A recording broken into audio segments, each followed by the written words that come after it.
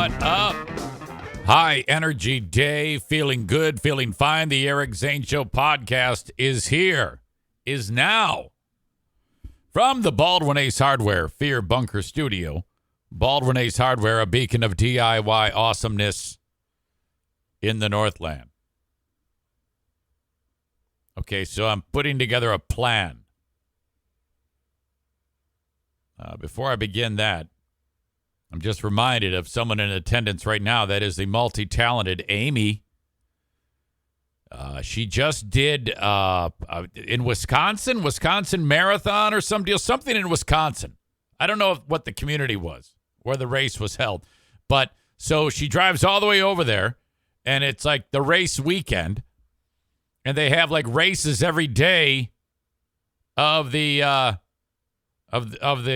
weekend. And on day one, she runs the 5K race, and then she finishes the race, and everybody's like, yeah, all right, you kick ass, way to go.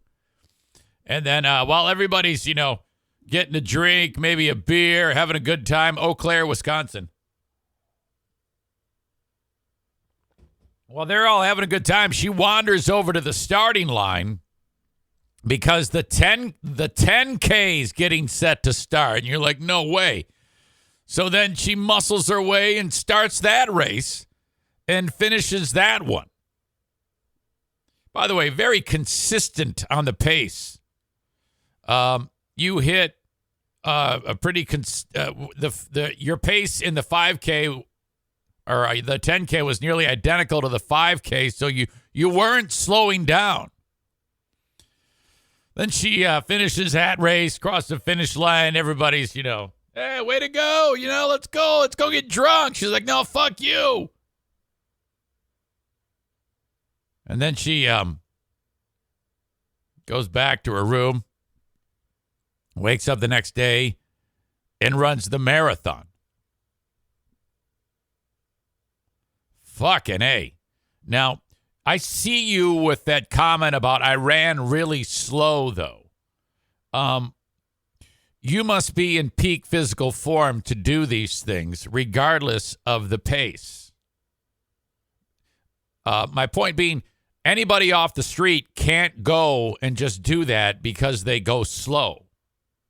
If someone hasn't put the time in, you can't walk that because slowly your joints and muscles will hurt so much, you will be forced to stop.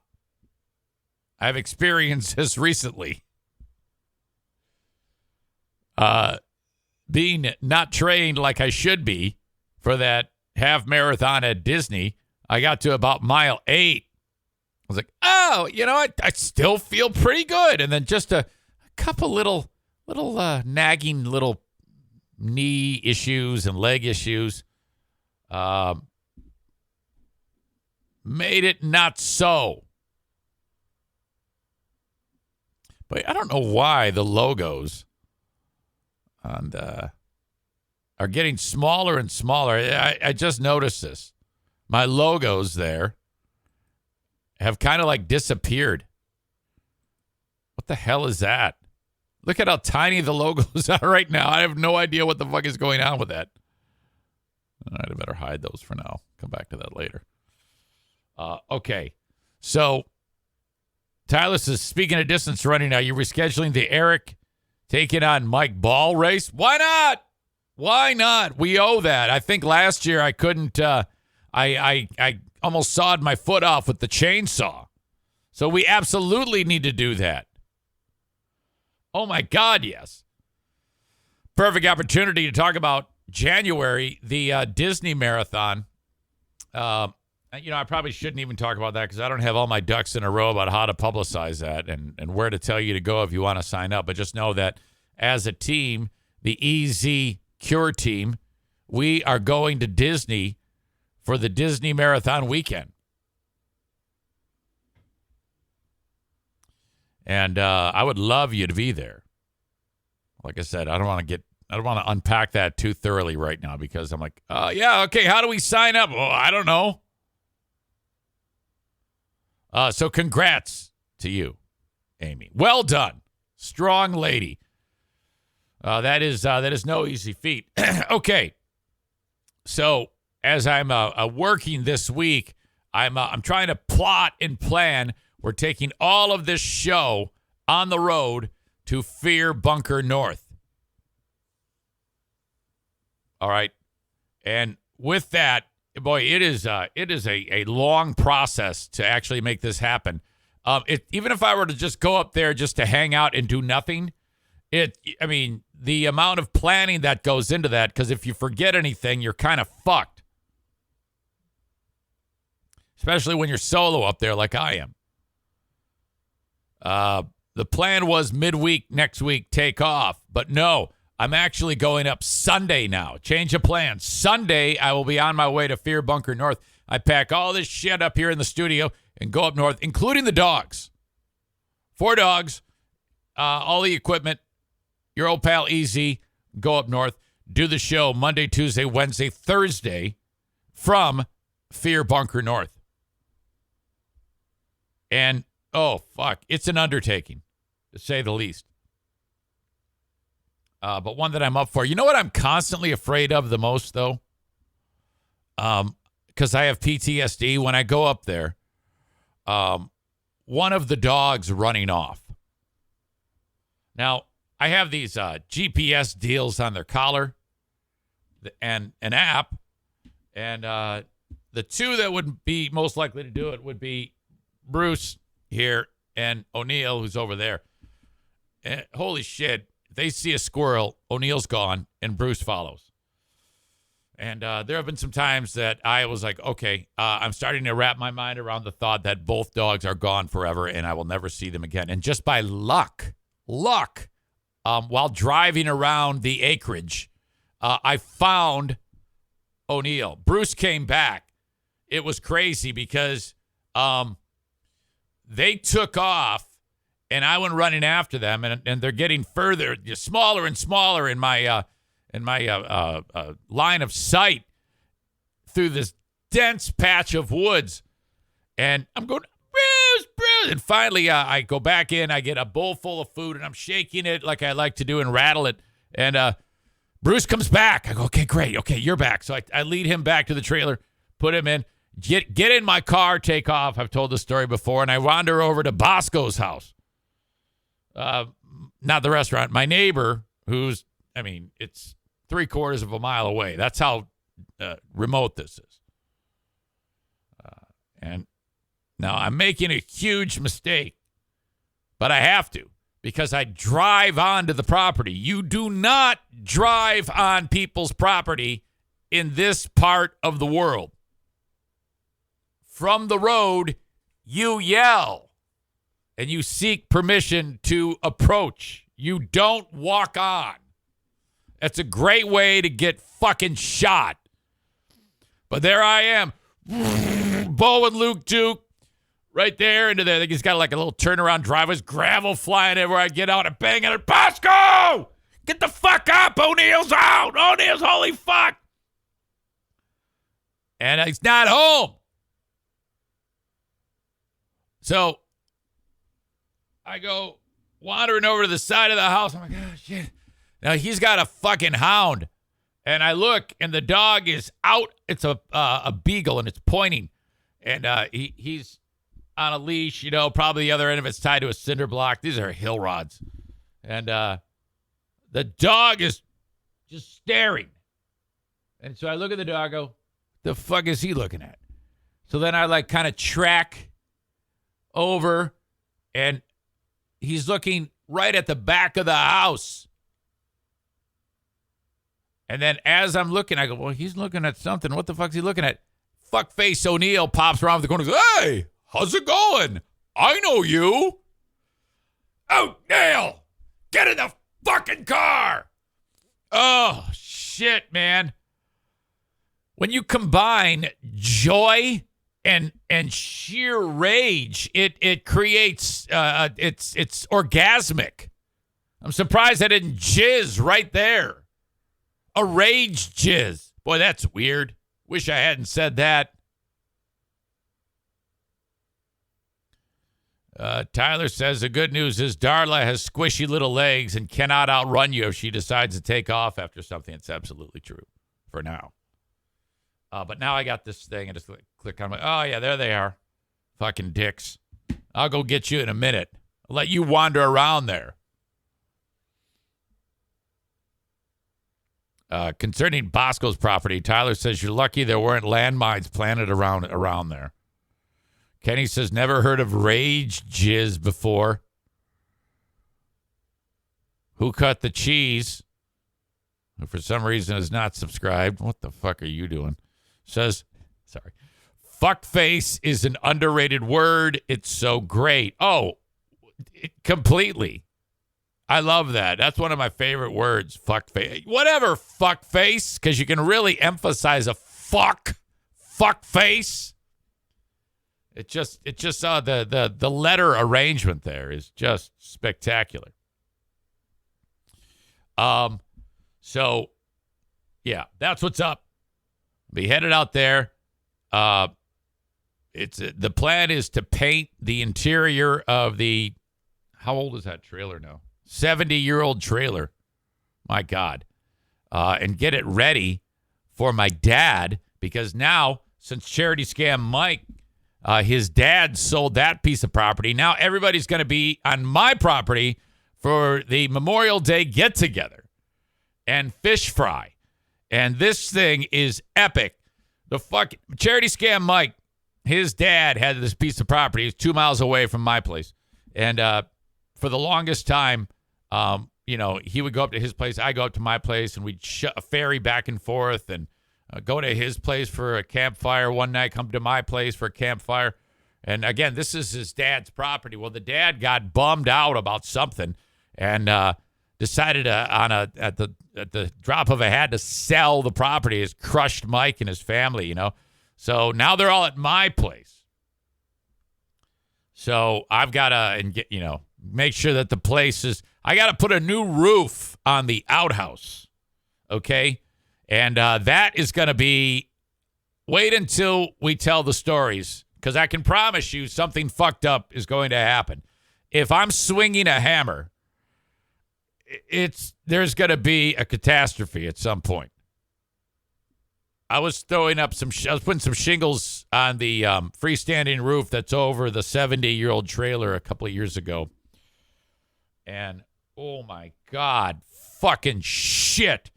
Hello to Suspicious Maximum. You look new. Are you new?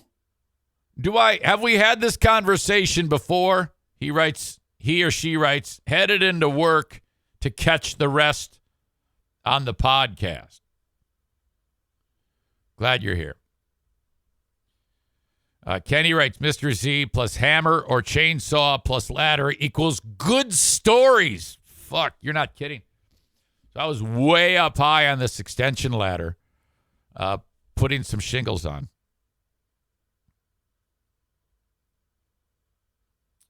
Aram writes, Suspicious is the one I was talking to on Reddit. Oh, yeah. You said some nice things about me, both of you guys. I appreciated that.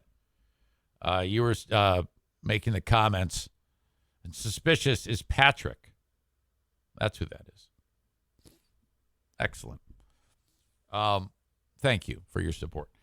So I'm at the top of this ladder, near the top of the temporary roof, or the freestanding roof. And the way my dad put the shingles on before, it was so fucking redneck. You know how the shingles hang over the edge, and then you kind of trim them so that they all fit nicely and look good. He didn't do that, and that turned out to be a wonderful place for a nice band of bald-faced hornets to build a nest. And what you don't know about bald-faced hornets is this has been proven. This is a proven fact that if the bald-faced hornet sees you and you have upset the creature, it has enough intellect to pick you out and hold a grudge. Somehow, some insect guy expert figured out that through some type of fucking test or testimonials, or I don't know how the fuck they figured it out, this murdering devil insect will remember you. So if you fuck with them, and then they see you coming later, they're going to just say, oh, fuck you, and go all Randy Weaver on your ass when you're walking up to them. Some of you get that joke. So I'm trimming the shingles, and I get to one point, and I start to like lift it up and then trim it, and then I see them all looking at me. And it was dusk, so they were calm. Well, as calm as bald-faced hornets can be. And then they start to like rear up. I can see their asses starting to shake. They're getting ready to launch a sortie of death on my fucking nose. Holy shit. I like slid down. Dropped the fucking snips. And just like slid down like a fireman down the fucking thing. I'm running away like a bitch. Oh, shit. Survive that. Spray them all. They're all dead. Okay, great. Next thing you know, I'm back up next day on the ladder. And I got my shingles and swinging my hammer. Now, I'm not good with this thing. I'm not accurate. And sure enough, I'm bam. And it's pop, pop, pop. Poof, and the poof was my thumb. Oh, shit. Was it my thumb? No. I take it back. It was my middle finger. My middle finger. I hit my middle finger. And it like split open like a grape. It like was, and it was kind of flat, and the nails immediately starting to bleed all around the bottom of the nail. Everything's just fucked on that thing. And so Diana is on the ground, and she's like reading a magazine, just watching me so I don't kill in case I fall. And then she hears, and then she hears, yeah.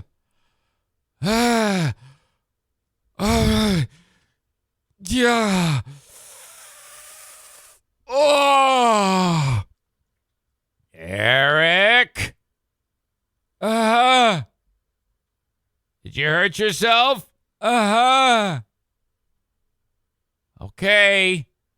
Are you okay? No. She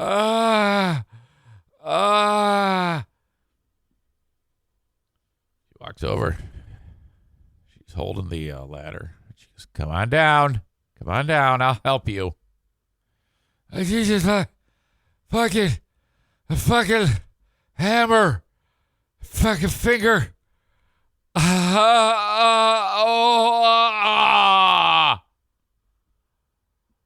Oh, shit. You ever try to grab the rung of a ladder and you're going down the fucking thing, and every time you grab a rung, you realize, oh, shit, fuck, my God. Oh. Pulsating pain, so ridiculous. Tyler says, I'm surprised you didn't vagal. Okay, now if this had been like post when I cut my foot off with the chainsaw, yes. Because after it starts to after you have it happen once, it's easier to have it happen again. But I remember feeling very nauseous when that happened. And then I went and I sat down, and I think I was close to having that happen. God forbid if that happened, man. Because Diana would have really shocked the shit out of her. Holy shit, was that rough? Hopefully that won't happen again. All right, so that's where I will be starting on Sunday. As you can see, I've got the little fucking troublemaker Darla over my shoulder. Looks like she just woke up. That might mean trouble. She's starting to get restless. If she starts to whine, then that's a pretty good sign we gotta go. We gotta go. I got my eye on her, my ears open. Uh-oh. Oh, she's getting up. Yeah, I'm going to take a break. Okay, there it is. She cried. Okay, I'll be right back. Don't go anywhere. She wants down. She wants to roam. Come here. What is up? Okay. Here. Little cat nap, then she'll terrorize the place and get the zoomies. Kenny writes, time to chew on some cords. Oh, big time, man. Big time. I don't have this place Darla proofed. There's no question. All right. What the fuck is going on? Thank you to everybody who's getting the show on the live stream. Several spots, only one of which can you see it live in its entirety. That is twitch.tv/Eric Zane Live. I mention that every show, trying to get as many people as possible to enjoy I don't care how you consume the show, but when it comes to the live stream, the only way to get the whole show is on Twitch. Like people say, hey, what helps you more? If I watch it on Twitch or I listen to the audio podcast. And I'm like, well, both. If you are subscribed to the audio podcast on Spotify or Apple Podcasts, then it downloads automatically. That helps me. I get a penny or two for everyone who's automatically downloads the content. Okay? You can always delete that shit if you want, but it really helps. I mean, seriously, if you all do have a subscription, you hit subscribe on Apple Podcasts or whatever to the free show. And then if you're subscribed on Twitch too, that helps as well, or if at least following the page, twitch.tv/Eric Zane Live. So if you're on Facebook and Twitter and watching the show right now, or YouTube, head on over to twitch.tv/Eric Zane Live and follow the page. I would also like you to subscribe as well. You can do that by linking your Amazon Prime account and then hitting the subscribe button.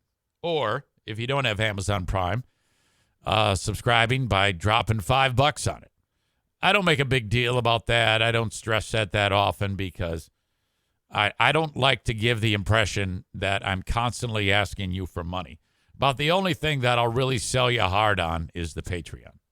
Keyword hard on. Keywords hard on. Because it costs a lot in time to put all the content up there. And I am entirely dependent and relying on you to support me on Patreon so that I can keep doing all of my podcasting.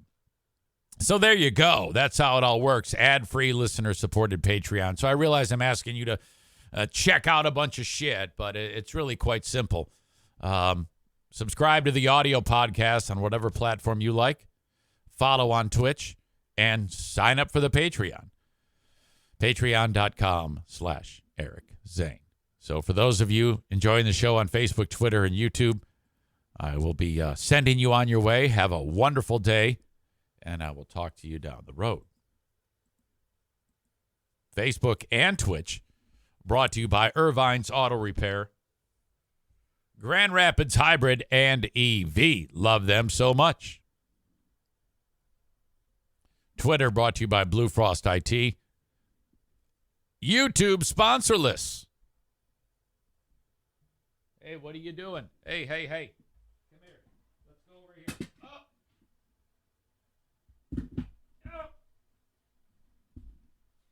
This is the get into trouble phase of the show until Ding Dong here decides to take a nap. All right. Maybe she'll sit here with us. Wouldn't that be something if she just fell asleep right on my lap? All right. What the hell is going on in the world? I'll tell you what's not going on in the world. Well, at least in the United States. Writing for TVs, movies, anything. I remember when this happened the last time. It had pretty big ramifications. the 2007 Writers Guild strike. There's over 11,000 writers that write for various TV shows and movies and late night TV and scripted comedy, scripted television, anything that requires writing. And the entire industry in the United States has to go through the Writers Guild of America.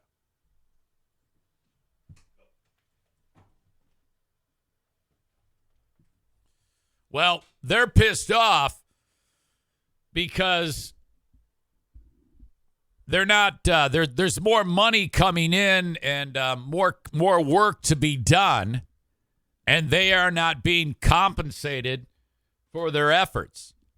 My first thought is radio's been doing that for as long as I've been in it. Radio needs a union. Well, it's got to be better than what we have right now. The fact that a 15-year-old Taco Bell employee is by far making more money than a radio person is nuts. I've been in radio for nearly 40 years, and the money that I make on Big 101.3 is less than the average entry-level Taco Bell employee. So I don't want to hear shit about the Writers Guild being pissed off. No, that's a thing that they definitely need to be compensated. But my point is, this has been like this forever in radio. So this all stems from, a lot of it has to do with streaming. There's an abundance of content being created, especially as orders come in from streaming services. You know how it is, because everybody realized that most people get their content from streaming services these days. So what you had before was just a few networks making television. Now you have, there's 8 million different streaming services that are producing original content, and a lot of it is very good. So there's more work to be had, and so somebody's making all the money, and you know who is not? The writers. So they are on strike. They have said, I saw at the end of this one story, it's written as,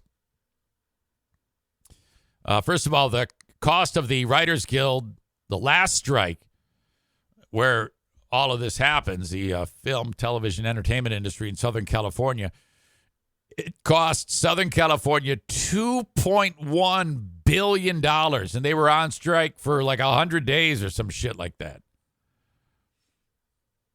How painful this writer's strike remains to be seen. But as of late Monday evening, laptops were being closed shut all over Hollywood. Pencils down, said Halt and Catch Fire showrunner and co-creator Christopher Cantwell on Twitter shortly after the strike announcement. Don't even type in the document. Oh, fuck. I'm always interested in the specifics of what is causing the strike. I wish there was sharing of exact information, what you all are making and what you would like to make and what is being offered, so that everyone can understand exactly what is at stake. And so when you then see it, I mean, if you're a member of the public and then you have the ability to discern who's at fault here. Kyle writes, if there wasn't a strike in 2008, Breaking Bad would have gotten canceled. Interesting. I'd never heard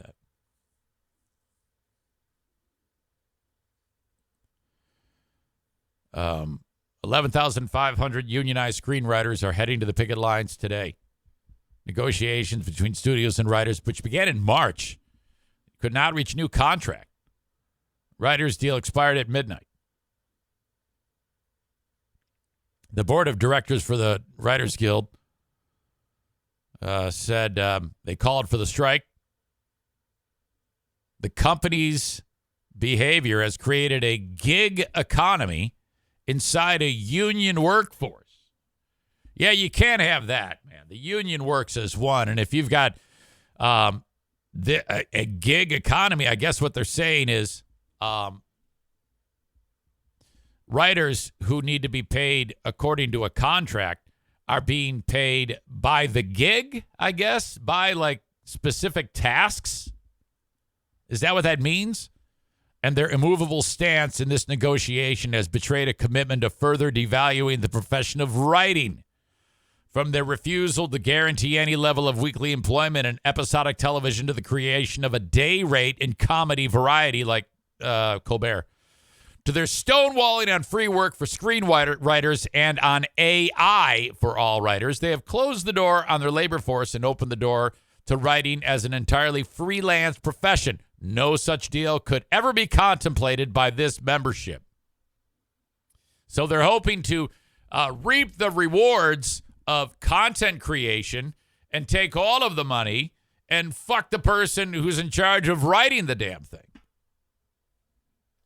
Immediately, all of the television variety shows, Kimmel, Fallon, Colbert, they stop because those shows are entirely dependent upon writers.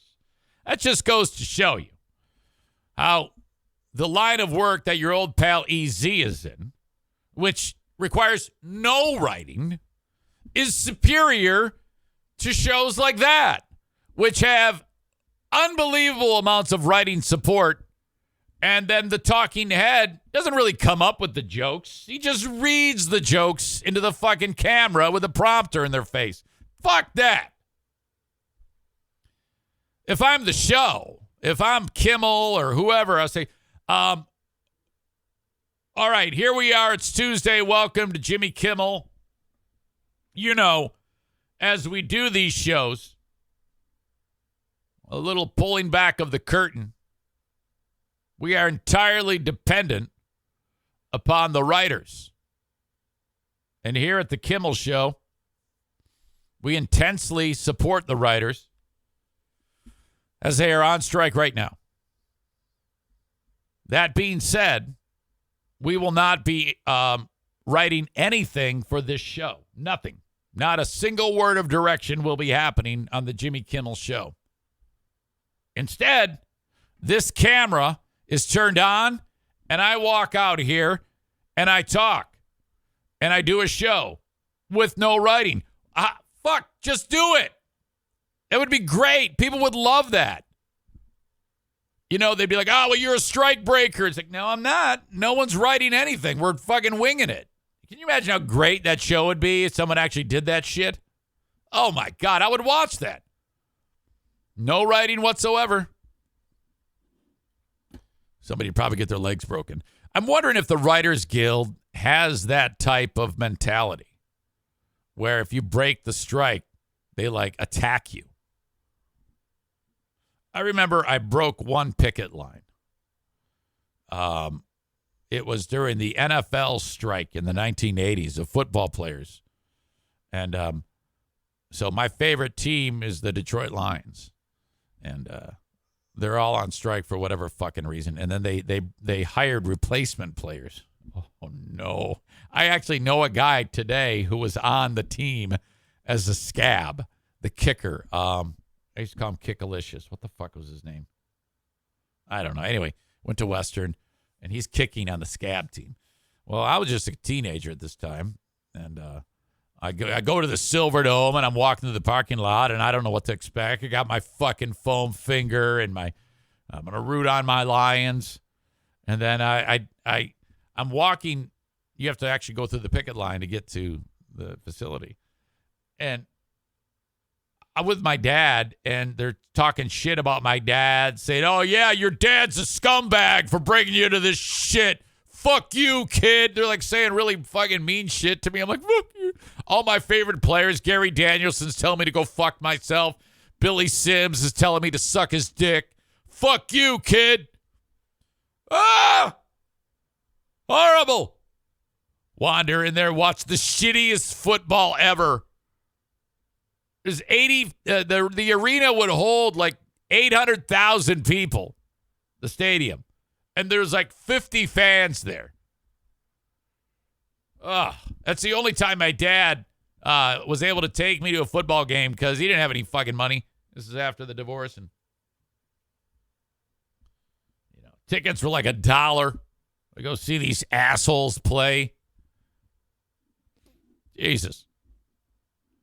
Yeah, so I'm wondering if that would ever be considered.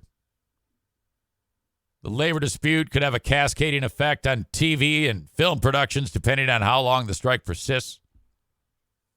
Shutdowns widely forecast for months due to the scope of the discord. At issue is how writers are paid in the industry where streaming has changed the rules of Hollywood economics. Writers say they aren't being paid enough. TV writer rooms have shrunk too much, and the old calculus of how residuals are paid out needs to be redrawn. That sounds like radio. You get, each radio station now has like 2 people that run 15 radio stations, and you make less than ever. The survival of our profession is at stake, the Guild has said.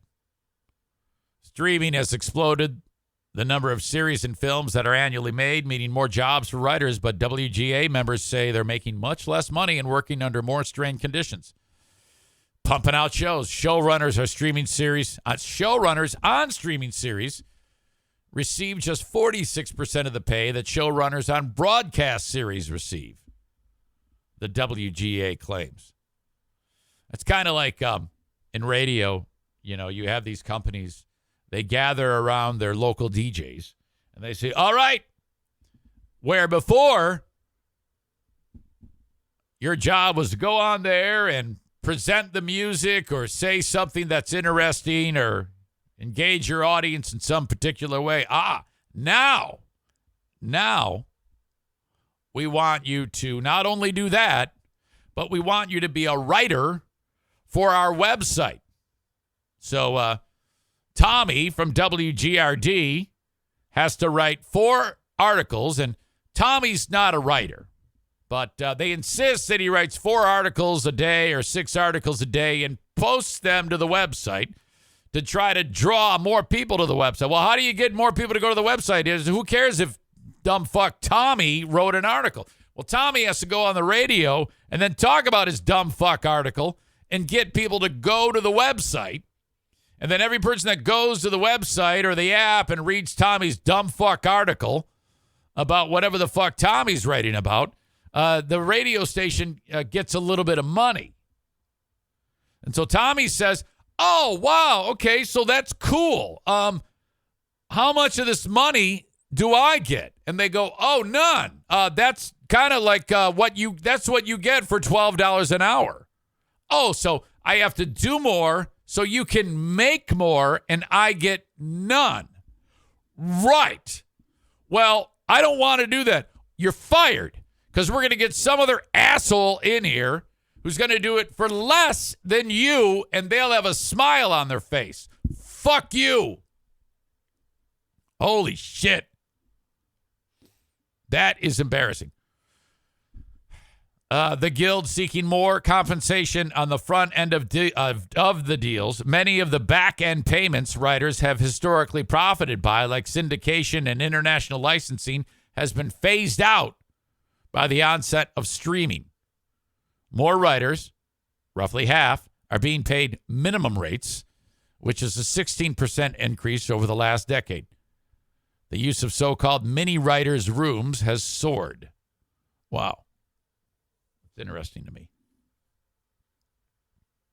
A lot of times in radio, you'll hear things like, radio's hilarious because they're always trying to convince you and lobby about ways you can make cash.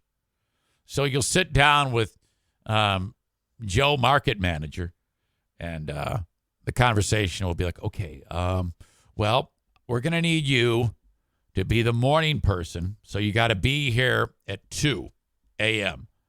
And You got to do all these things to get the show on the air, and you'll be alone on this show. And then you also need to voice track afternoons on our sister country station and do the news on our AM middays. So your day is going to start at 2, and we'll get you out of here by 6 p.m., right after evening drive. And then you also need to schedule the music. Hey, okay, what's my pay for all this? Well, this is $12 an hour job, so you're working all these hours. You're going to make a pretty penny at $12 an hour. All right. Well, is there any other great ways to make money? Yeah. It's all up to you. You can make as much money as you want to make. You can make $1 million if you want. And you'll make that all up. You'll get to $1 million a year through your talent fees. So what you do is you then you're going to be the voice for any of the advertisements that come in. They want you to pitch like the Shoe Hut. Say, hey, this is Tommy here to tell you about the Shoe Hut. And I get all my shoes at the Shoe Hut. Okay, how much do I get for that? Well, you're going to get $10 for every read you do. Oh, every time it airs? No, $10 like for one time. Oh, okay. And then, then the Shoe Hut is going to have you there for a remote when you get off at 6. You got to be at the Shoe Hut at 7 p.m. to midnight for the Midnight Madness shoe sale.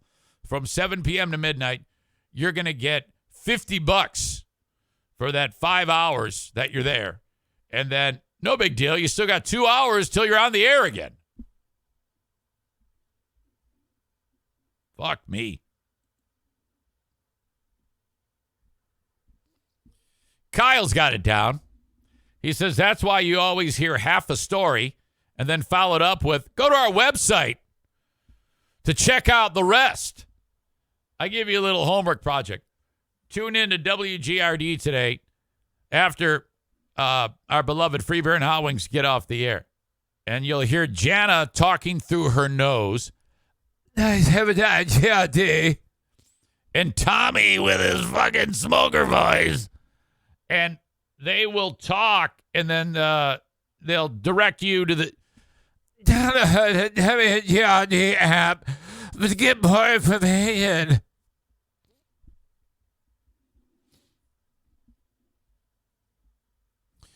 Kenny writes, every few months there's some group of people bitching about not making enough money. I kind of just don't care. I don't make enough either, damn it. Exactly. You and I aren't represented by a union.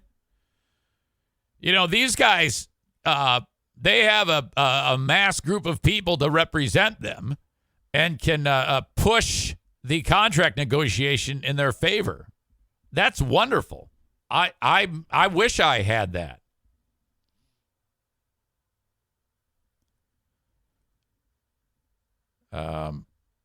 Young Adam Schwab says, wasn't the OA strike about residuals regarding DVDs? I believe so.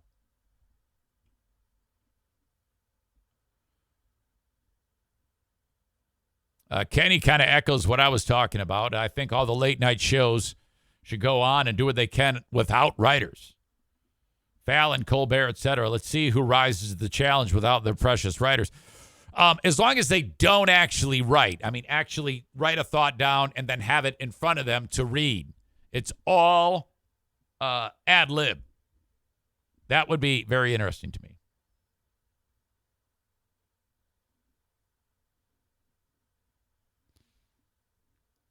Kyle writes, it's funny. You give Smug Beer shit for non-important info, and then you do it. When? I can't remember what the fuck I said on this show. Are you kidding me? Maureen says Colbert showed a pic of his writers last night. I was shocked at how many of them there are. There must have been like 25 to 30, including Colbert. By the way, with that comment from our beloved pal Maureen, I have been informed that today is the actual date of her birth. So however many years ago today, like 94 years ago today, a doctor looked at this little child in the face.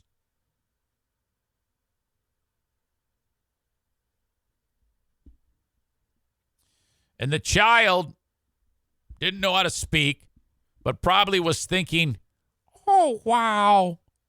Oh, there's a doctor. Wow. He looks fun. I wish I could engage him with some nice, fun story time and tell him about what it was like inside of my mother. I'll start with the journey out. Well, I was feet first, and then, or maybe I was head first. I can't remember. Well, anyway, it's not important.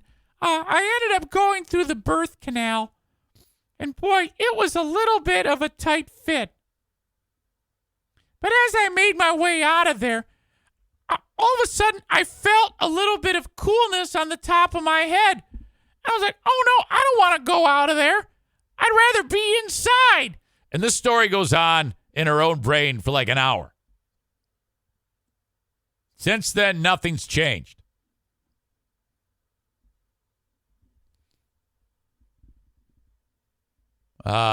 Linda says, my poor mother had the highest birth weight of the 6 of us. Your mom had 6 kids? Oh, fuck.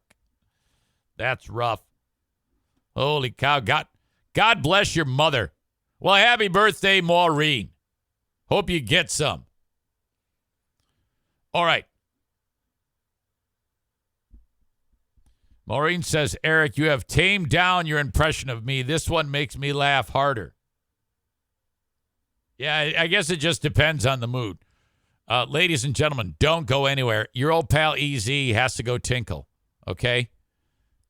Sit tight. All right. All right.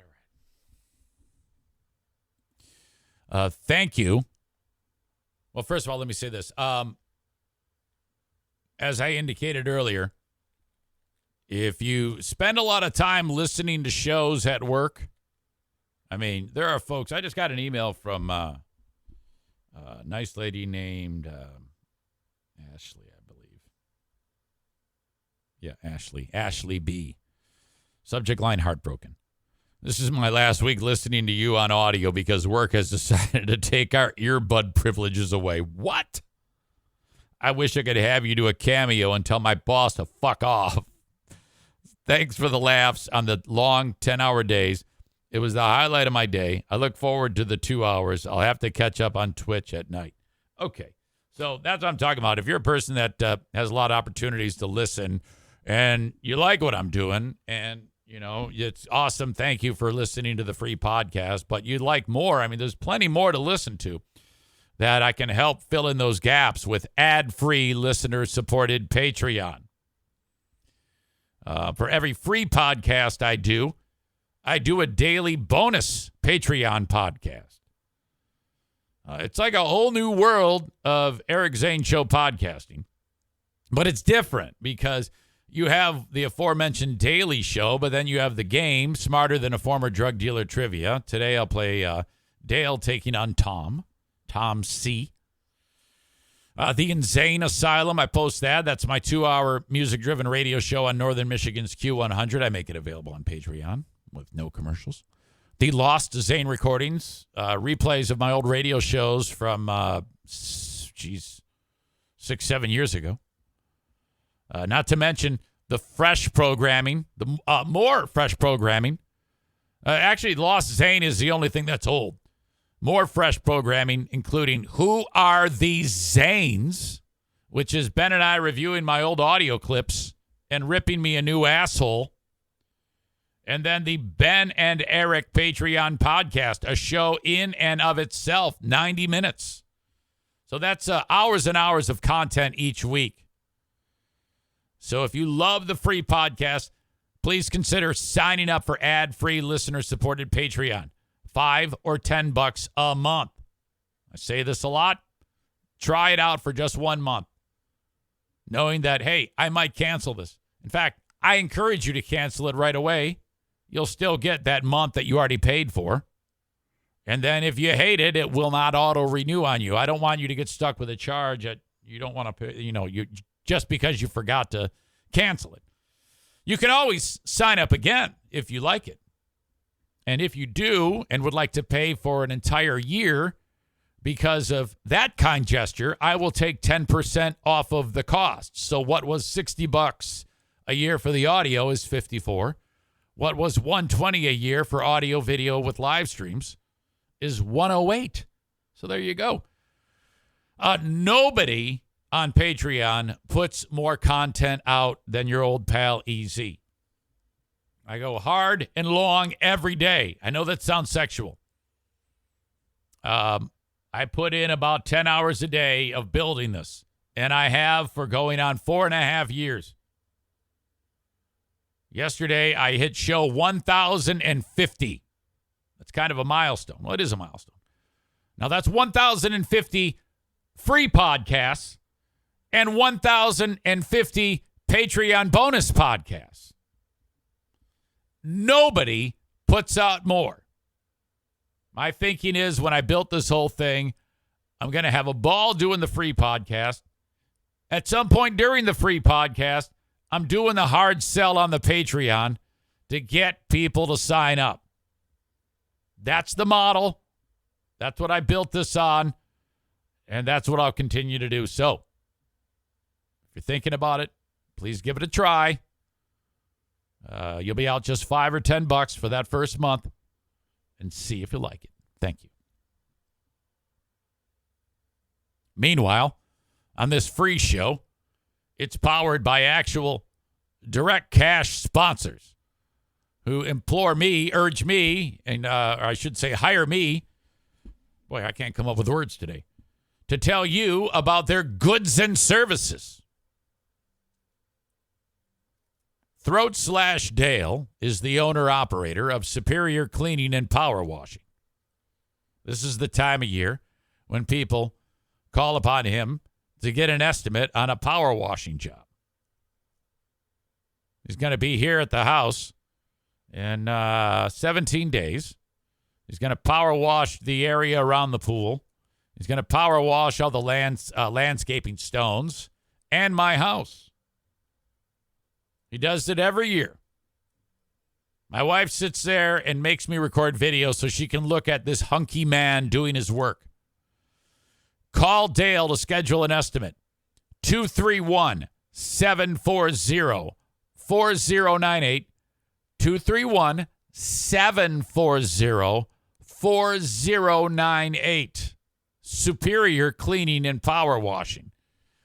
He also cleans restaurant hoods. Like if you're on the grill, that thing above, it pulls all the grease and vapor up. It has to be cleaned by a trained, accredited professional. All right. Thank you, Kent County Health Department. These folks work tirelessly to make sure that the population is fed as best that they can and is healthy. Contrary to popular belief, the Kent County Health Department or any health department outside of Ottawa County is only concerned with your health.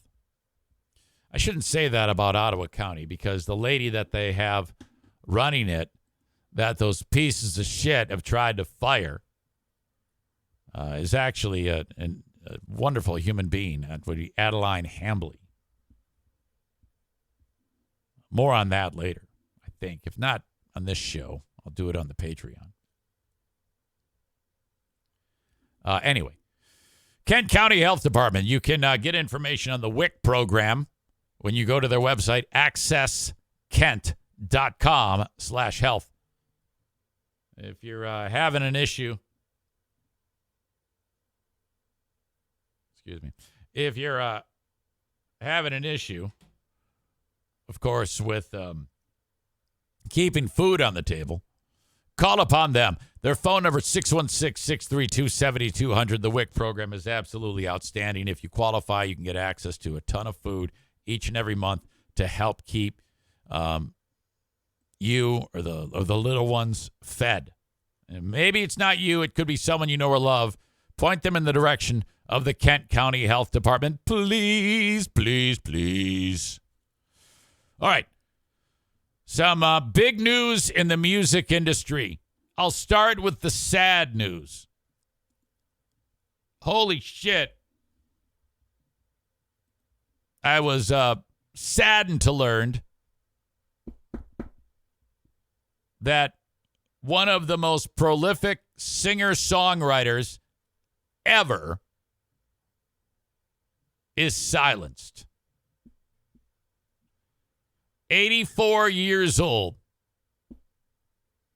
Gordon Lightfoot has passed.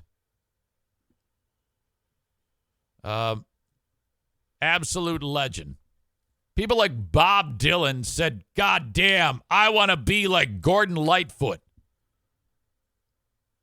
Legends who know how to sing and write said Gordon Lightfoot, the absolute shit. If you really want to see a great documentary about this guy's life, there is a documentary that you can watch on Amazon Prime, about him and kind of like his life story about how this guy came to be. I don't think Linda was a fan of Gordon Lightfoot. I don't think I'm a fan of you. She writes, no, he's been dead for a few hours. And Linda writes, oh boy, my favorite depressing artist of all time, ugh. So she's basically dancing on the grave of this guy. Kenny says, never heard of this guy. Well, have you ever heard of the song, Kenny? Maybe you've heard of his music. He has a very, very popular song called The Wreck of the Edmund Fitzgerald. Now, I could understand why somebody not from the upper Midwest has heard of him because, we're closer to Canada, and Kenny has not heard of The Wreck of the Edmund Fitzgerald. Now, I can't play it for you. I don't want to, and I would get in trouble with Twitch. But anybody in Michigan knows about The Wreck of the Edmund Fitzgerald. Holy shit. An incredible song. Young Adam Schwab says it's Michigan's unofficial state anthem. I'm so glad that you weighed in because right now all I've heard is a bunch of butt-fuck comments from stupid shits like Linda, okay? And Kenny doesn't even know who the fuck this is. Thank you. Now Nick's bringing it home. By the way, if I see any more sideways fucking comments about Gordon Lightfoot, you dumb motherfuckers. Okay, Linda, you're taking a rare sit down here. She writes, I've had 3 people notify me of his death so far today, starting at 6:30 a.m. Jesus. Yeah, shut the fuck up. Here you go. Sit down for a good 600 seconds. And anybody else who talks any shit about Gordon Lightfoot is going to sit the fuck down. Kenny's going to get one just because. I've never met a person who's less diversified in his music than Kenny. God damn it. Nick writes, one of the lines, does anyone know where the love of God goes when the waves turn the minutes to hours? What a line. It's a haunting song.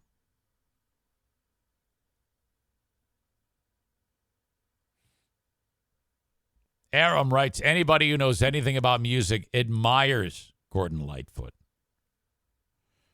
He wrote a song called Sundown, which is about this soul-sucking woman who, let's see, what was the name of the chick that was with John Belushi when he died?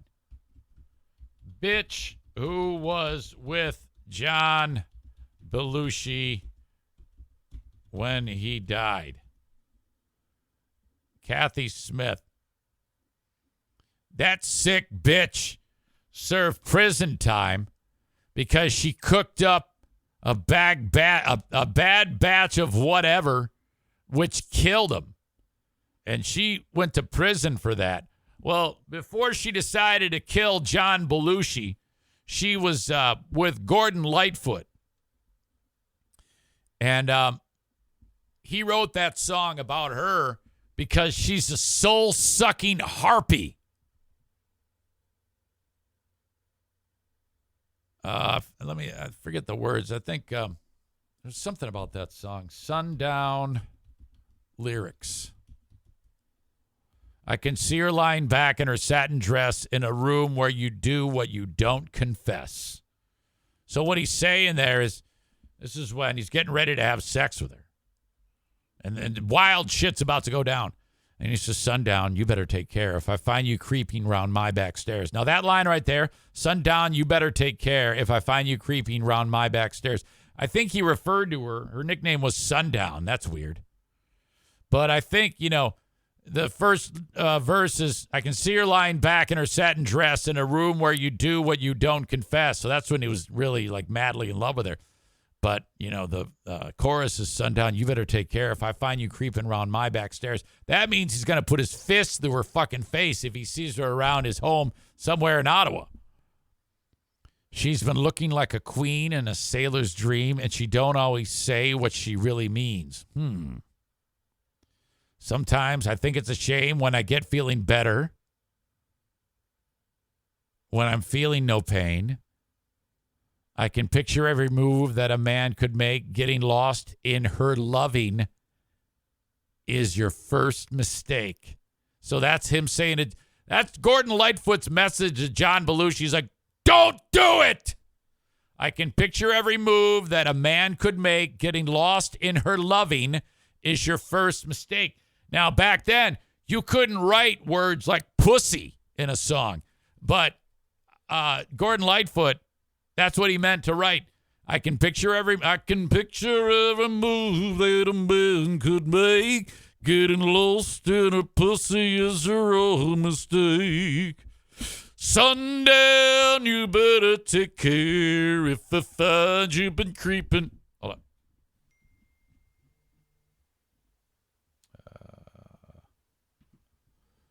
Jack. I can picture every move that a man could make. Getting lost in a pussy is your first mistake. Sundown, you better take care if I find you been creeping round my back stairs.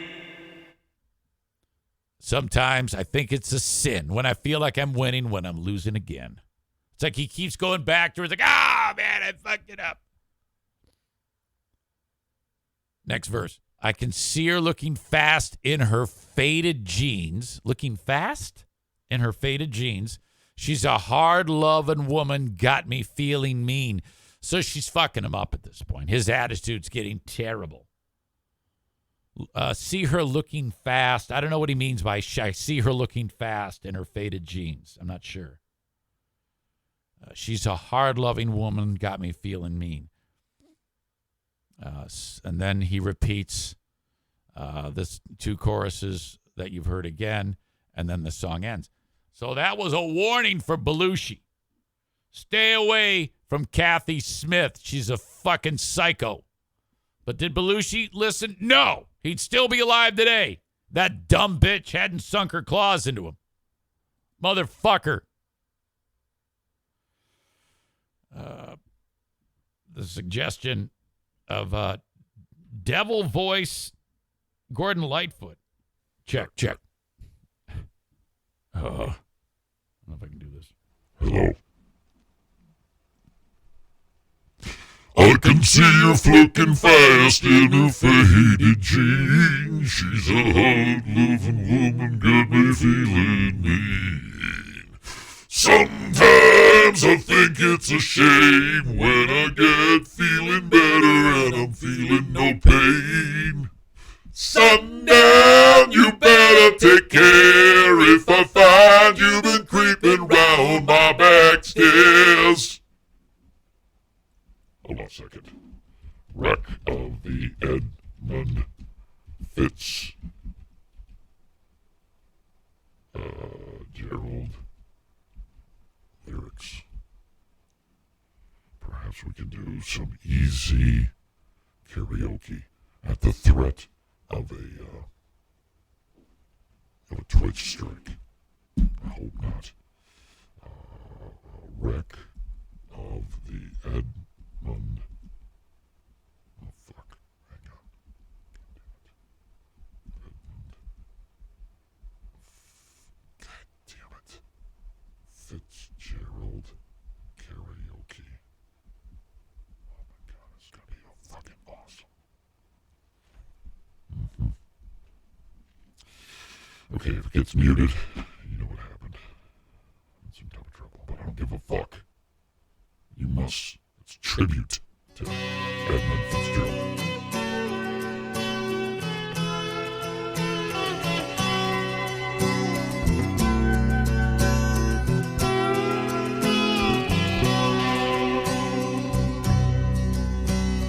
Legend lives on from the Chippewa down to the big lake they call Gitchagami. Look at his sun never gives up her dead when the skies of November turn gloomy. I can't do it. I can't. With a load of iron ore, 26,000 tons more than the Edmund Fitzgerald waited. Good shipping crew wasn't born to be true when the gales of November came running. But of the American side, coming back from some mill in Wisconsin, big freighter's guy was bigger than most, with a crew and could captain the season, including some turns with a couple of steel firms, where they left fully loaded for Cleveland. But later that night, when the ship bell rang, could it be the north wind they'd been feeling?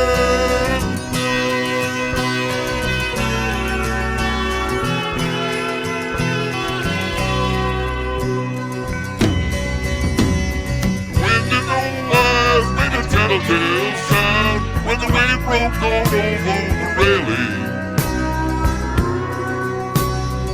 Every man knew, as the captain did too, was the witch of November come stealing.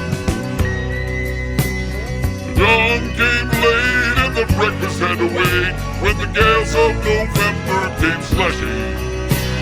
When afternoon came, it was freezing rain in the face of a hurricane west wind.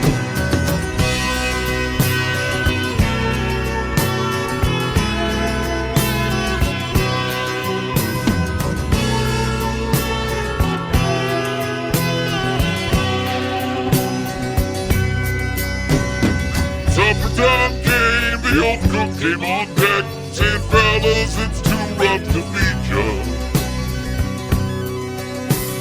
7 p.m. a main hatchway came in, he said, fellas, it's been good to know ya. Captain wired in, he had water coming in, and the good ship and crew were in peril. Later that night, when his lights went out of sight, came the wreck of the Edmund Fitzgerald.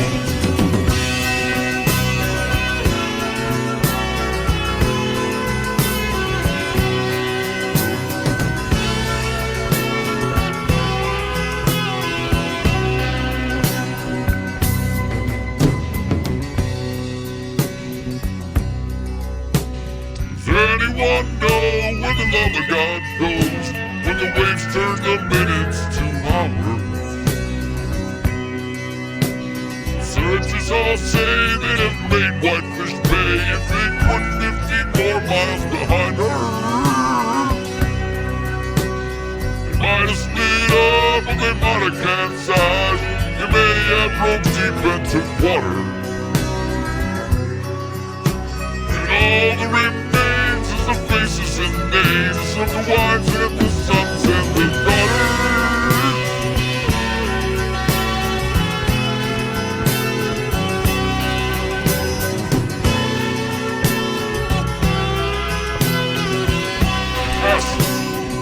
One more verse.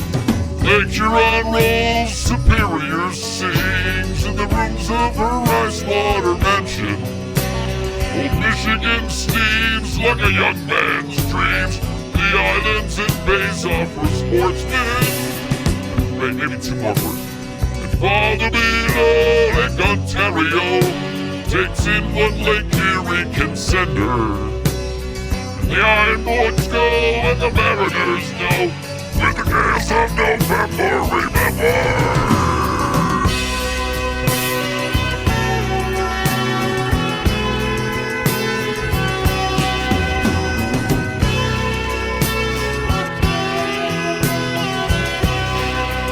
One more verse.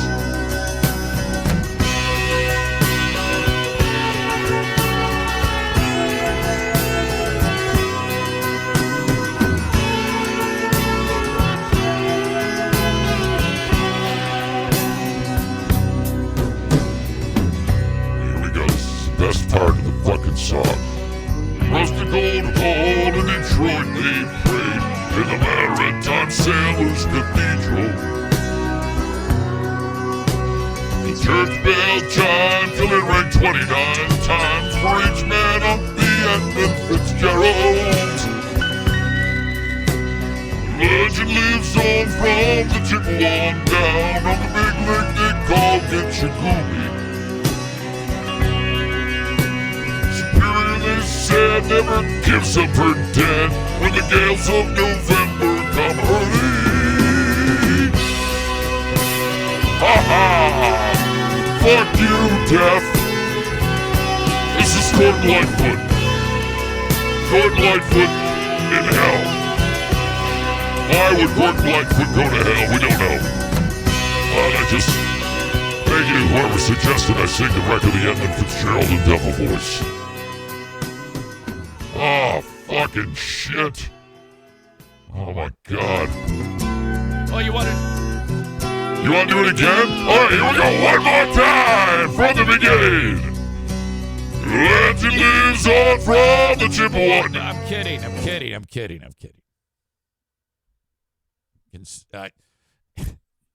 Poor Kenny. He writes, hey, man. After I shut him down, he writes, I got silence for 10 minutes for never hearing of this guy. Right as I was saying I wanted to hear the song. That's fucked up.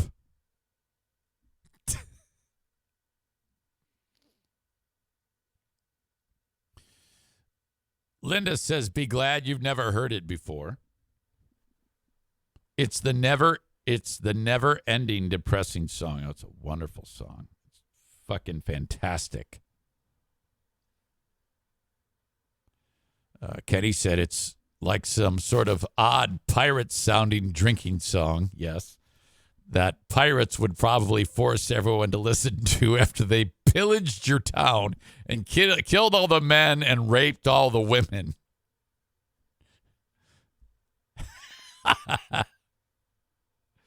Linda says, if you consider this a gift for your birthday, Maureen, I can bring over the litter box scooping from your nieces later. So basically, shit.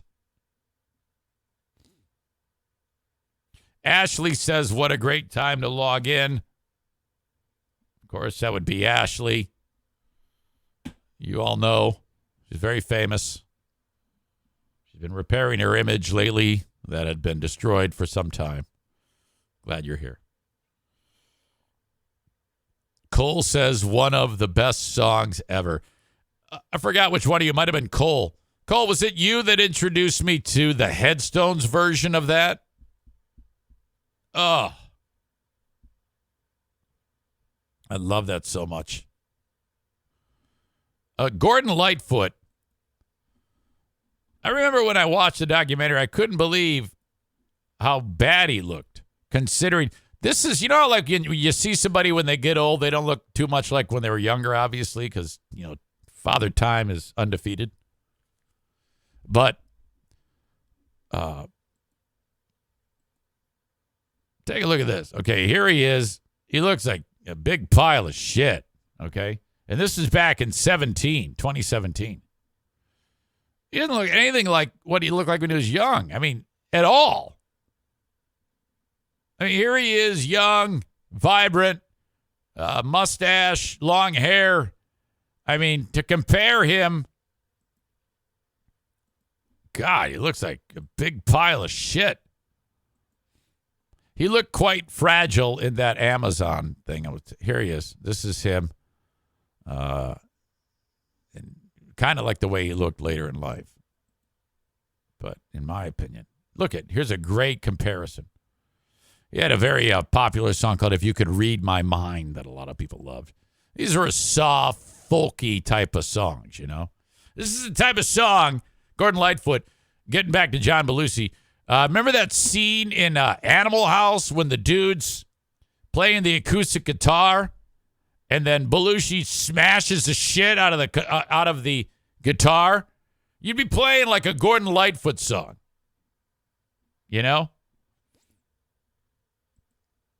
Very soft vibe to it.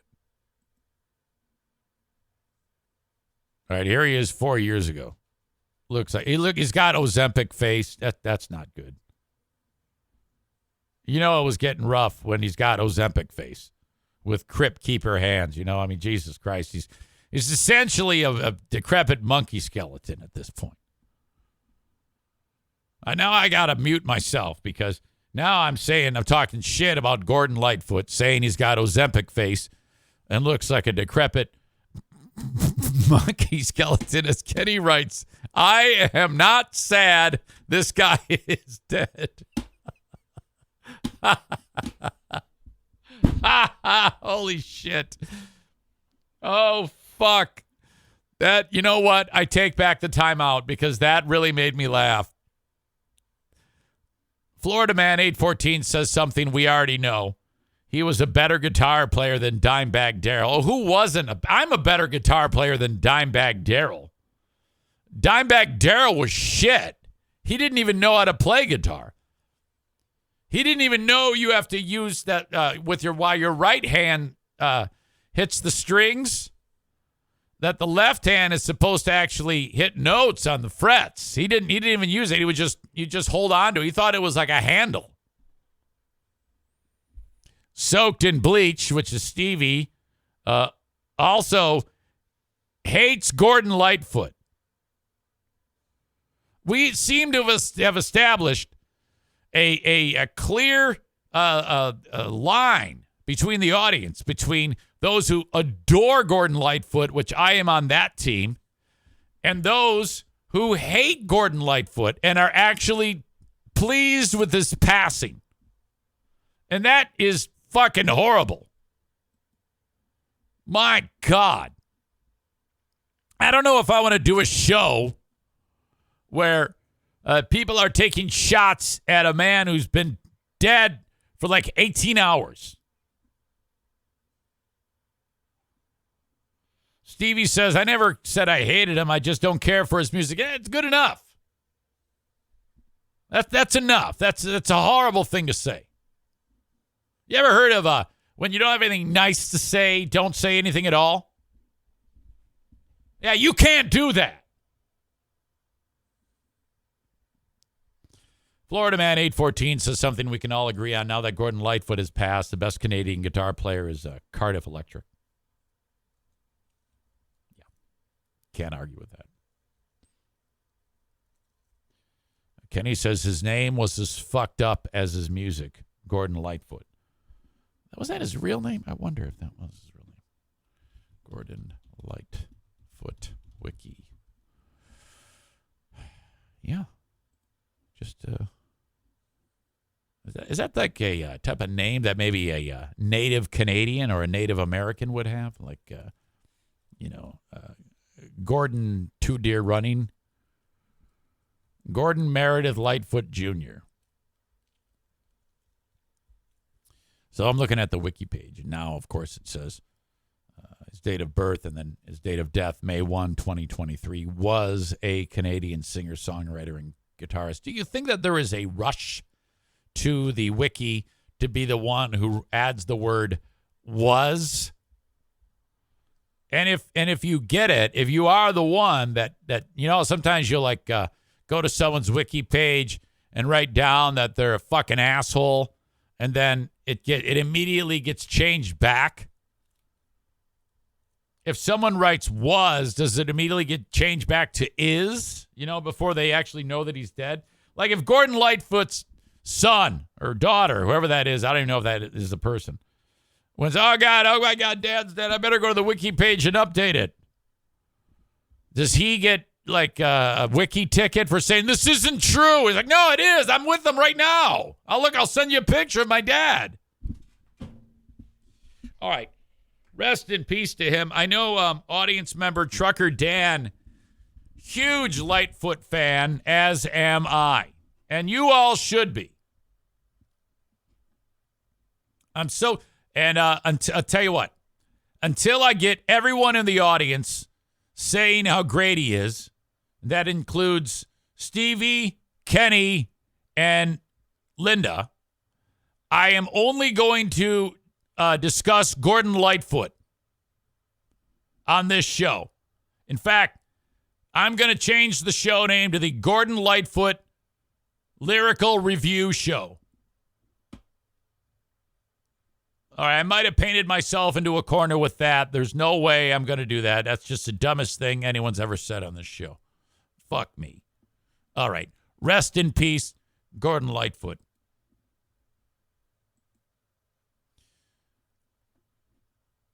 All right, now I want to say, like a transition. All right, speaking of death, take a look at this. It kind of doesn't really work. A couple of odd things I saw. One is concerning a broadcast of an NBA game. It was the Game 7 of the series between Golden State and Sacramento. But Golden State won, and they're wrapping up that game, and they said, all right, coming up next, the Knicks are taking on the Heat in Game 1 of the Eastern Conference semifinals. By the way, the Knicks, they don't win that much. They've advanced for the first time in a while. There's been a lot of teams that have been winning in the playoffs, like the Toronto Maple Leafs. They won a playoff series. That never happens. Anyway.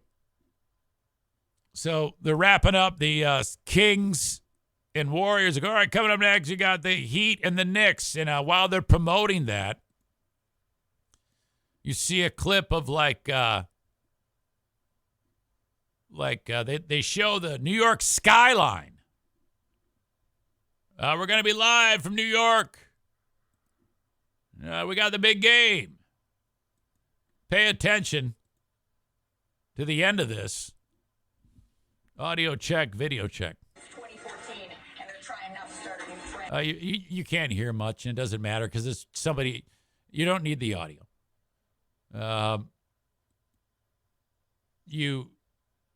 He's holding his cell phone at the TV. 2014, and they're trying now to start a new trend. See, look, Knicks and Heat coming up. You see the Statue of Liberty there? What else do you see there? You see the Twin Towers. What the fuck? 2014, and they're trying now to start a new How old is that footage? This halftime report is presented by MetaQuest. Wish for the extraordinary. Oh my God. Really stands out. What a bunch of idiots. I mean, I don't get how, if I fuck something up on this show, it's easy to, grasp. Because it's just me fucking around. You'd expect that out of me. But this is like a TV broadcast. And out of all the stock footage to show New York skyline, are you telling me that that's the best you could come up with? Josh says the footage was from the last time the Knicks won a series. Well done.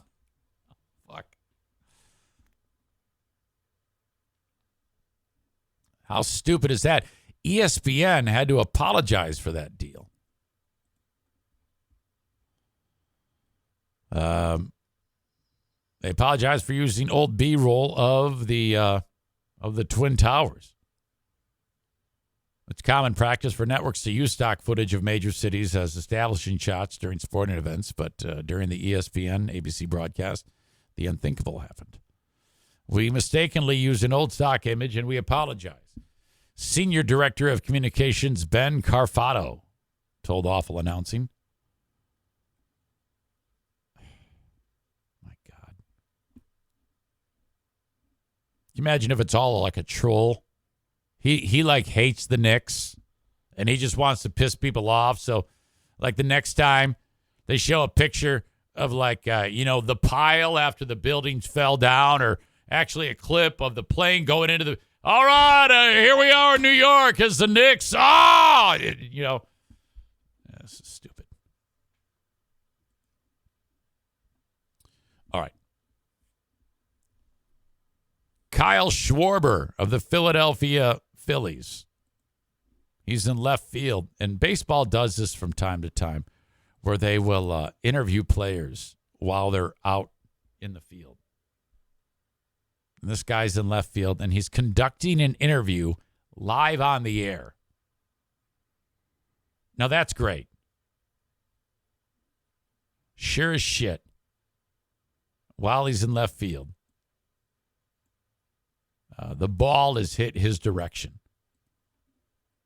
You got a split screen. On the left is Schwarber having a conversation, talking about baseball shit, so it's boring.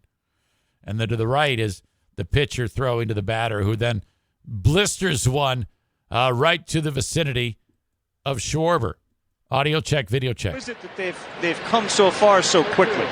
Yeah, I think you look at the consistent work that these guys put in. Everyone kind of saw it last year. Oh, shoot. Oh, God. Oh, God. He goes, oh, God. Okay, so I was impressed with the reaction time. As soon as that guy swung, he's like, he knows the ball's coming that way.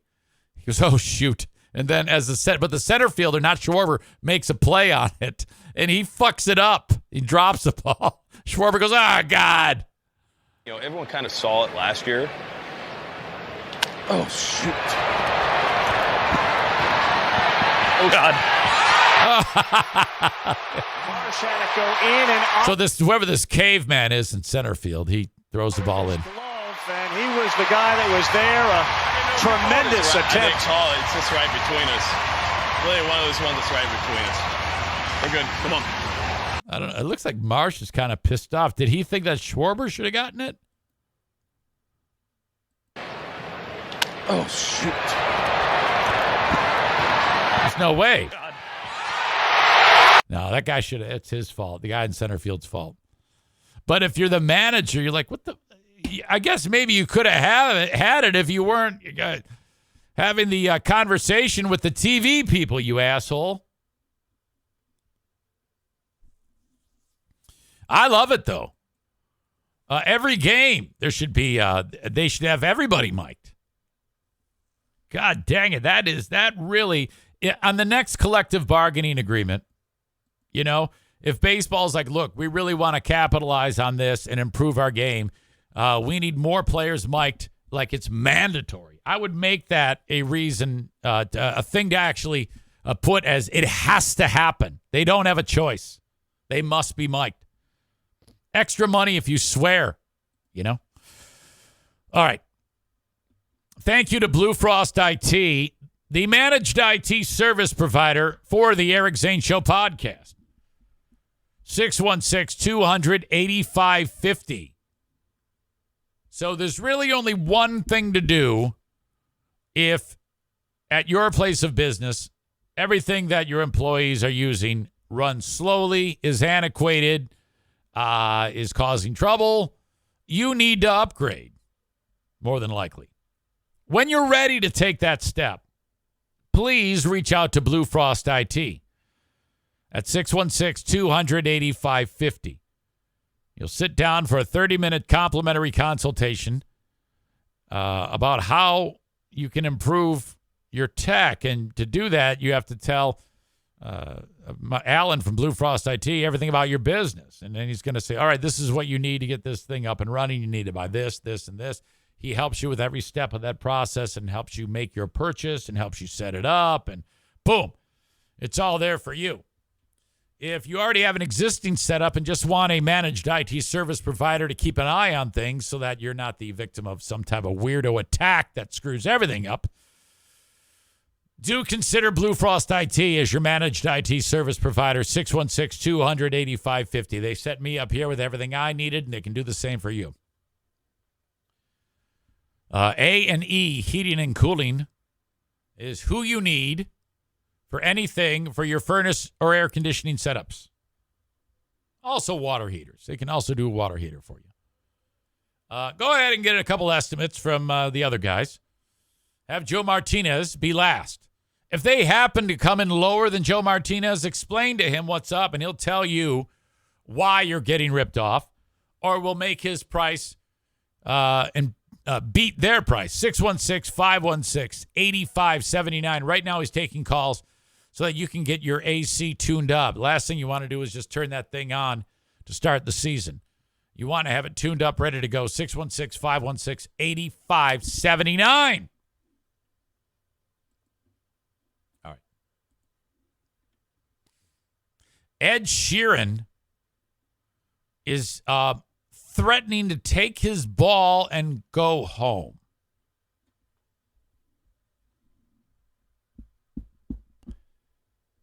The estate of Marvin Gaye said that one of Sheeran's songs is a ripoff of Let's Get It On. Thinking Out Loud is the song in question.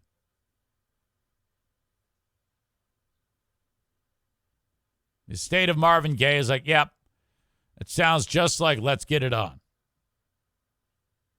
And I'm sure if we listened to them right now, we would hear similarities. I've never really understood how any court could see any of these, because a lot of times there are similar chord progressions. I mean, you only have so many type of things you can do, and occasionally with the mountains of music that have been made over the years, you will encounter similarities that might not be influenced in any way. Like the Sheeran song, I'm just going to go out on a limb and say he didn't listen to Marvin Gaye's Let's Get It On and say, oh, I'm going to steal that and make a different song. I think it just kind of happens. And then someone says, oh, that reminds me of this. And then some asshole will go, well, yeah, you should sue because you can't do that. You can't have it's clear they stole it, but I just don't believe that. Now, there are some times when you can actually get proof that something was stolen. Okay? I think it was John Fogerty. One of his songs with Creedence Clearwater Revival he made, and then I think he lost the rights to his own music. So the song, it might have been a song called Run Through the Jungle by CCR, was owned by someone else. And he made another song called Old Man Down the Road or something like that when he was a solo artist. And he was sued for making a song that sounded similar to a song he made. How fucked up is that? Sir, we believe that your song, you sound like yourself. What? So I've never really put much stock into these things. What's weird about this is that he says that if he loses this lawsuit, he's no longer going to make music. That would be like if Smug Beer sued me for stealing something from him, and then I lost and said, that's it, I'm not doing any more podcasts. That's just ridiculous, you know? It's what is that saying? Cut off your face and pick your nose or some shit? Smite your nose to cut off your face? Your face and nose hurt or some shit? I don't know. It's supposed to mean, I don't even know. I'm fucking tired. Something about spite. You know what the fuck I'm talking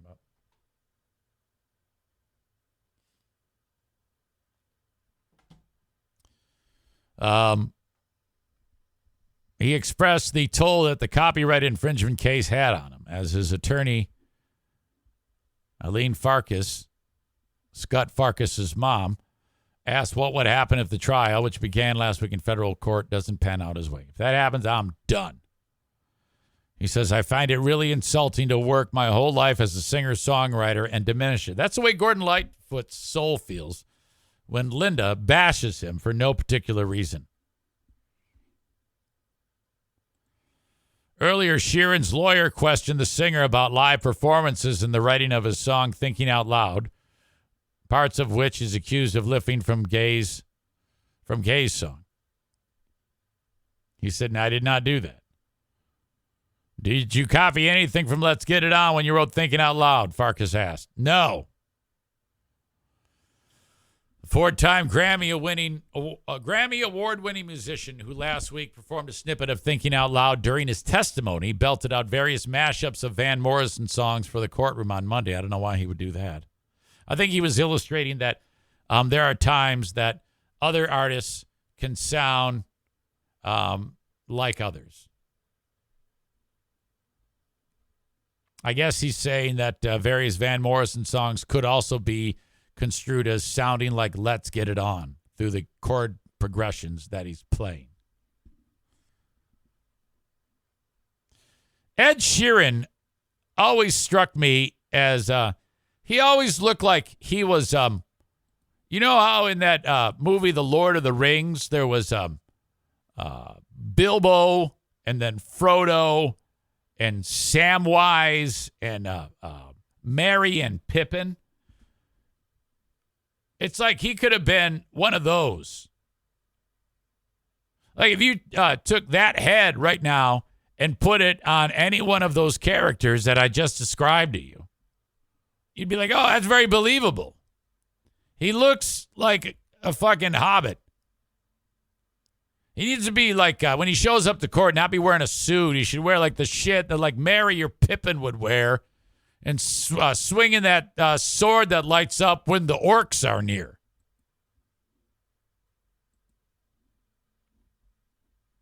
You know? That's what he reminds me of.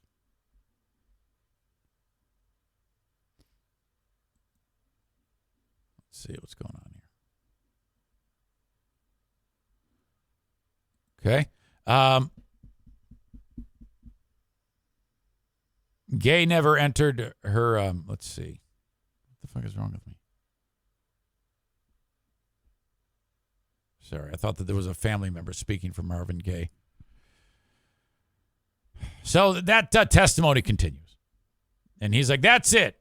If I'm done.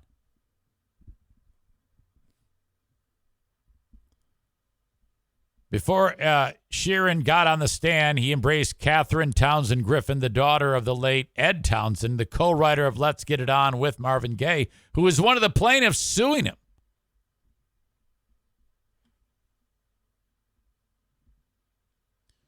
Sheeran on his testimony, wait a minute. First of all, it says, once we had written and Ed started playing it from the phone, we both said it was a Van Morrison song, she said. It had the same sort of feel as a Van Morrison song. Sheeran in his testimony also clapped back at the plaintiff's musicologist Alexander Stewart, who argued last week that the first 24 seconds of Thinking Out Loud were similar to the beginning of Let's Get It On. Ed said, if I have to be honest, what he's doing here is criminal. I don't know how he could be an expert. Sheeran grew irritated in a cross-examination when he was drilled by plaintiff lawyer Robert Frank about his past writing collaborations with artists and how he plays his music. Me, personally, I know what I'm playing on guitar, said Sheeran. Sheeran and Catherine Townsend Griffin shared a handshake and a lengthy hug before exchanging a few words. You know he's leaning in saying, "You fucking bitch." Following Townsend's Griffin's return to Justice Lewis Stanton's courtroom after she suddenly collapsed during proceedings last week. If jurors rule against Sheeran, a second trial will determine what damages are owed to the Townsend family. This is a fucking money grab. Holy shit. Marvin Gaye, absolute legend. You know, his dad shot him to death. I remember that one. It was in Detroit, I think. I know he's from Detroit, I think. Wait a minute. What am I saying here? I don't even think I know anything about Marvin Gaye. Well, anyway, I know his dad shot him.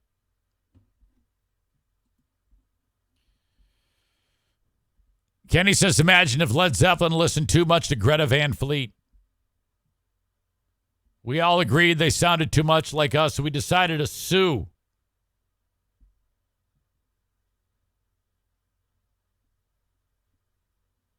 Ghostbusters, I Want a New Drug is another classic example. Yes. Kyle says, good riddance, you soulless ginger. You know, my wife has red hair, Kyle. It's cut off your nose to spite your face. So, like, I'm mad at my face, so I'm going to cut off my nose so you're doing, like, harm to yourself. I get it. All right. Getting a lot of comments that our very own Darla is looking very cute. Crashed out, sound asleep there. She's probably going to start twitching here. That one top front leg is out straight.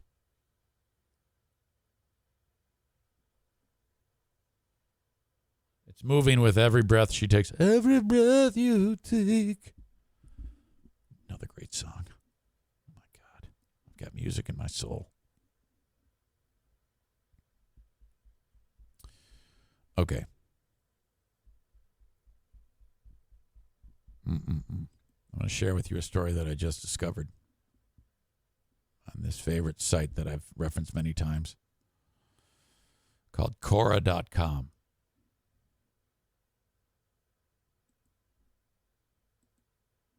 This is Julianne Kopecky. She's a teenager in this clip. She's walking through, I think it's some kind of like Amazon jungle in the water wearing a sundress. What the fuck is she doing? What the fuck is she doing?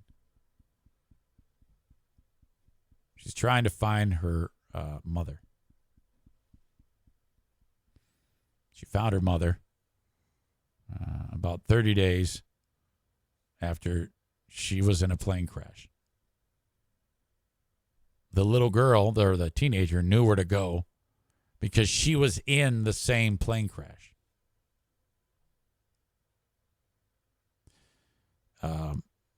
There was a lightning strike on the plane, and the plane started to break apart. She's in the middle section of seats. The seats rip up, and she's got her seatbelt on. And she's now out of the plane. And she's falling to her death. Amazingly, the seats that are next to her, which had passengers in them, but they've since flown out, she is alone. It's her seatbelt in to this seat. To the right is an empty seat. To the left is an empty seat. As she is 2 miles high. She is now free falling.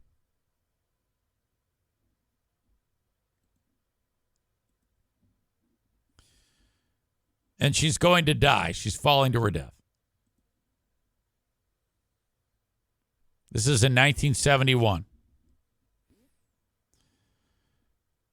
The amount of time it takes for her to fall, that's when she's going to die. The seats next to her, though, start to serve as catch a lot of air and slow her descent. As she's falling, just before she hits the Amazon canopy of trees in the rainforest. She's looking up at the sky. The seat back is going to hit the trees. So she lucked out. And she crashes down through the tree canopy, every leaf slowing her down a little bit. And plop on the floor of the Amazon jungle, looking up at plane parts still falling down around her and people. And she's alive. She lived. Julianne Kopecky takes off her seatbelt, like, fuck. And she looks, and her arm's all fucked up. It's cut bad. She has no idea where she is. And she's in hysterics. What the fuck? She just starts to wander. She does encounter water sources, drinking from a stream and shit like that. But she's hurt, After 10 days, she wanders upon a lagoon that has a boat. She has enough sense, Julianne Kopecky, to realize that the arm needed some serious treatment. And there were actual maggots that have infested the arm. An infestation is what I want to say, of maggots. She sleeps at night and various bugs drop their larvae on there. And so she has growth on there. She notices that inside of the gas can, or the gas tank of this motor, there's gas in it. She dips a rag in there, pulls it out, and squeezes gas onto the wound. And this was key because it drives out all of the maggots. She then wanders around some more, and some fishermen find her. Now, she actually had spent 11 days in the rainforest, most of which were spent making her way through the water, dealt with severe insect bites and the infestation of maggots in the wounded arms. Shortly after the gas thing, she discovered the encampment of the local fishermen. The fishermen gave her proper first aid and transported her via canoe to a more inhabited area, where she was soon airlifted to a hospital. She is the only survivor of the plane crash. The Lanza Flight 508. What the fuck? She fell 2 miles out of the sky.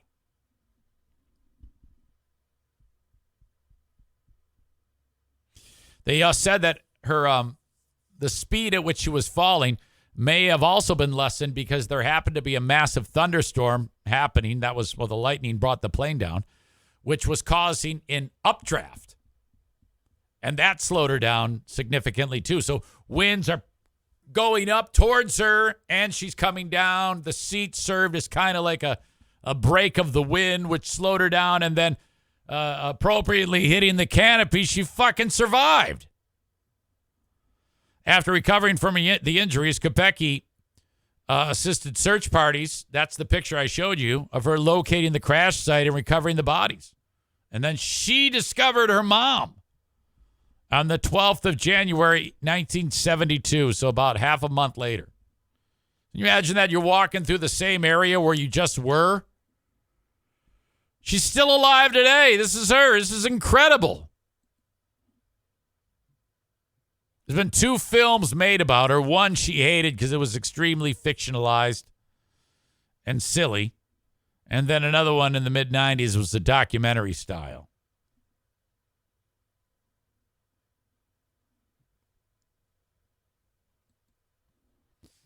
Amazing.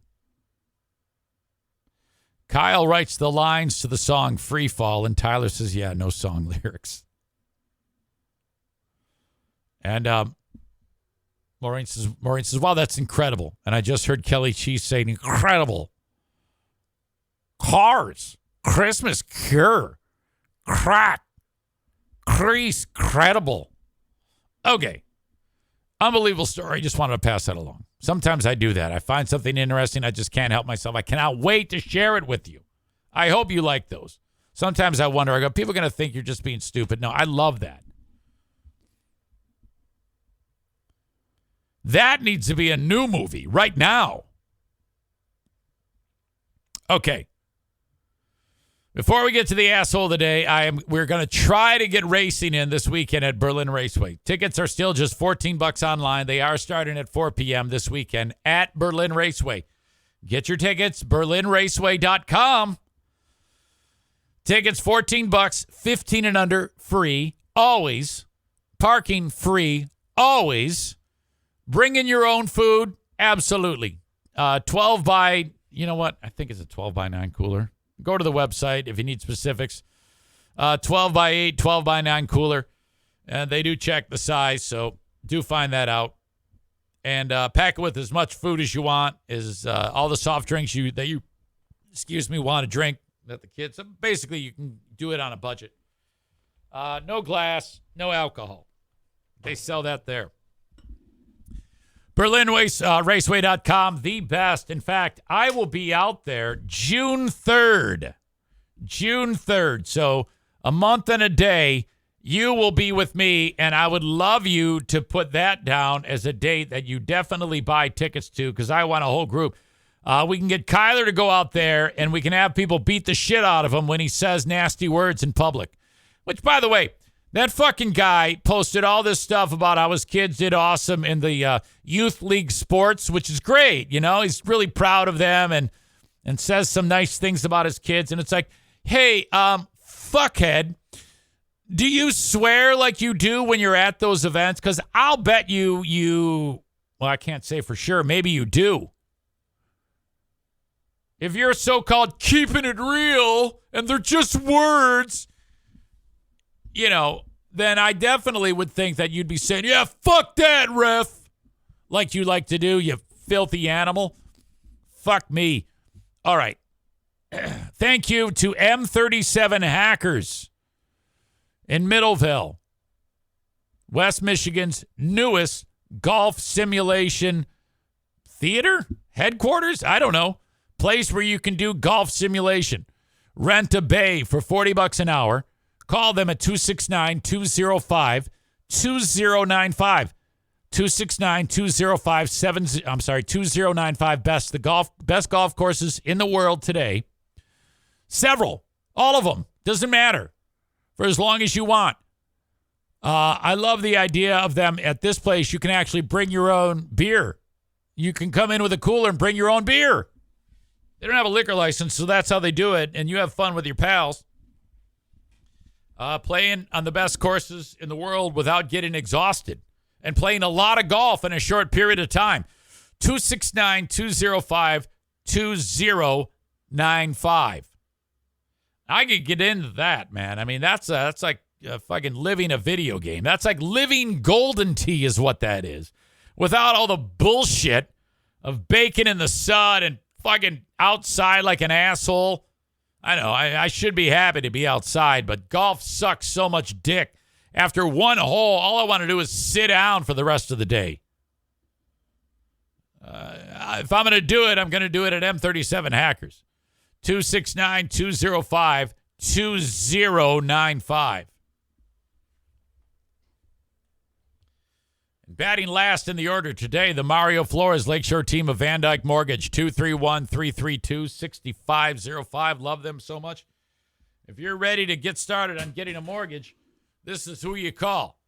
231-332-6505 from anywhere in the U.S., with the exception of South Carolina, Maine, Alaska, and Hawaii. Get a mortgage or a refi to pay off a high-interest credit card bill through the Mario Flores Lakeshore team of Van Dyke Mortgage. Your asshole of the day today, who is it going to be? Okay, we talked about my little adventure up north coming. We talked about Hollywood writers going on strike. Talked about how awful the radio industry is at that same time. Gordon Lightfoot passed away, and some real pieces of shit said terrible things specifically Oh, my God. I can't believe this is happening. I don't know if this has ever happened.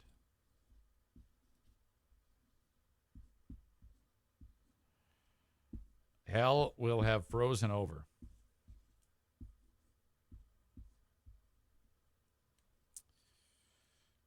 For horrible things said about Gordon Lightfoot, Radio Voice Linda, brought to you by TC Paintball, is the asshole of the day. Fucking A. Can't believe it. All right. Shocking.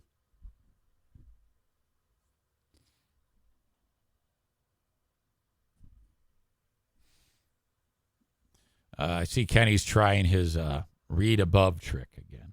No, I don't read above. If I see it, I see it. Because you did read above, you get a ban. Read above is not allowed. When you tell me to read above, that means I look, which means I pause, which means it wrecks the flow of whatever the fuck I'm talking about. So quit telling me to look above unless it says Russia just shot a nuclear weapon. Thank you. Have a good one. I'll talk to you on the Patreon. We got Smarter Than a Former Drug Dealer trivia coming up in moments. Till next time, thank you. Goodbye.